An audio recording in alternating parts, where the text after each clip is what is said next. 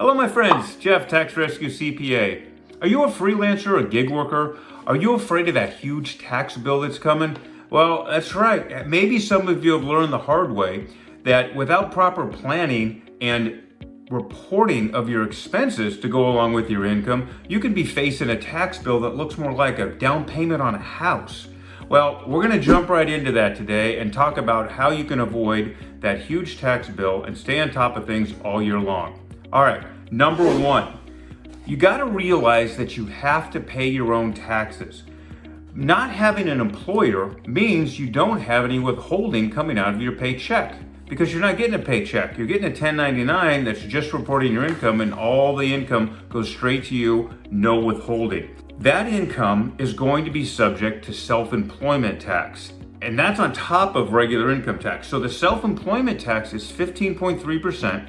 Now, bear in mind, this is on your net profit, not the gross income, but after expenses, you're going to pay 15.3% on that as self-employment income, Social Security and Medicare, and then you're going to pay federal and possibly state income taxes on top of that. The IRS basically expects you to figure out this on your own and to track it and report it. Okay, so number two, know that you need to be making quarterly payments throughout the year toward that tax bill at the end of the year. And you do this in order to avoid underpayment penalty and adding even more onto that tax bill. So make quarterly payments, and you can either base these on how much tax you had to pay or what your liability was of the prior year, or if you want to be even more sure that you're putting in enough money, base it on how much money you're making in the current year. Okay, number three, deductions. This is a freelancer's and a gig worker's best friend, is you've got to track your deductions. So what am I talking about here? Your business expenses.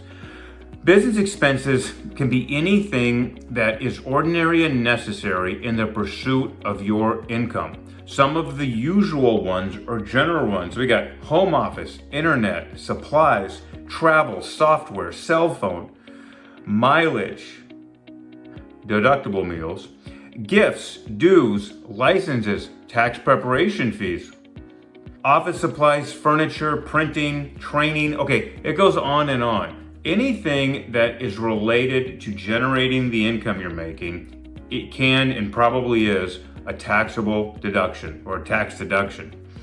Now, don't get greedy with these things or creative. Your Netflix subscription isn't going to count as a business deduction, all right? But good deductions equal less tax owed, and that's the goal here. You want to avoid that huge tax bill.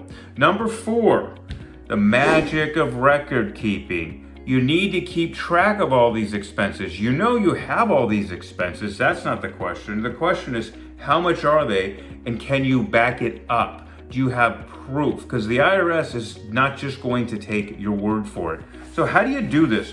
Well, you know, this goes to your classic saving the receipts, the shoebox full of receipts, but obviously we have much more in the way of tools and technology to help us with this. So figure out a way that works with you. If it's the shoebox, do it, do something, but otherwise use some kind of software, use some accounting software, use an app to track your expenses, I highly recommend using a mileage app to track your auto mileage when you're driving around doing business activity.